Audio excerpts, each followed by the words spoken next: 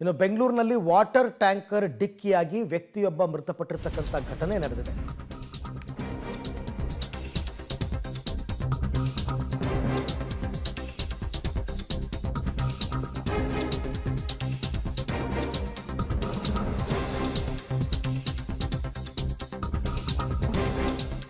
ಬೆಂಗಳೂರಿನಲ್ಲಿ ವಾಟರ್ ಟ್ಯಾಂಕರ್ಗೆ ಯುವಕನೊಬ್ಬ ಬಲಿಯಾಗಿದ್ದಾನೆ. 21 ವರ್ಷದ ಕಿರಣ್ ಕುಮಾರ್ ಸಾವನ್ನಪ್ಪಿರುವಂತಹ ಯುವಕ. ಕೊತ್ತನೂರು ದಿಣ್ಣೆ RBI ಲೇಔಟ್ನಲ್ಲಿ ನಡೆದಿರತಕ್ಕಂಥ ಘಟನೆ. ಬೈಕ್ನಲ್ಲಿ ಹೋಗ್ತಾ ಇದ್ದ ಕಿರಣ್ಗೆ ಹಿಂಬದಿಯಿಂದ ಟ್ಯಾಂಕರ್ ಡಿಕ್ಕಿ ಹೊಡೆದಿದೆ. ಡಿಕ್ಕಿ ಹೊಡಿತಾ ರಭಸಕ್ಕೆ ಬೈಕ್ನಿಂದ ಕಿರಣ್ ಬಿದ್ದಿದ್ದಾನೆ. ಬಿದ್ದ ಮೇಲೆ ತಲೆ ಮೇಲೆ ಆ ಟ್ಯಾಂಕರ್ ಹರಿದುಬಿಟ್ಟಿದೆ. ಮೊದಲು ಡಿಕ್ಕಿ ಹೊಡೆದಿದೆ, ಅವನು ಬಿದ್ದಿದ್ದಾನೆ, ಬಿದ್ದ ಮೇಲೆ ಟ್ಯಾಂಕರ್ ಹರಿದಿದೆ.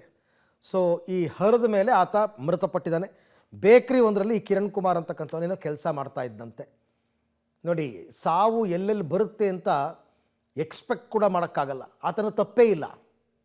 ಈಗ ಅವನು ನಂಬ್ಕೊಂಡು ಅವ್ರ ಕುಟುಂಬಸ್ಥರೆಲ್ಲ ಇರ್ತಾರೆ. ಇವನೇ ಅವನ ಮನೆಗೆ ಆಧಾರ ಸ್ತಂಭ ಇರ್ಬೋದು. ಅವನು ತಪ್ಪೇ ಇಲ್ಲ. ಹಿಂದ್ಗಡೆಯಿಂದ ಗುದ್ದಿ ಆತ ಮೃತಪಟ್ಟಿದ್ದಾನೆ.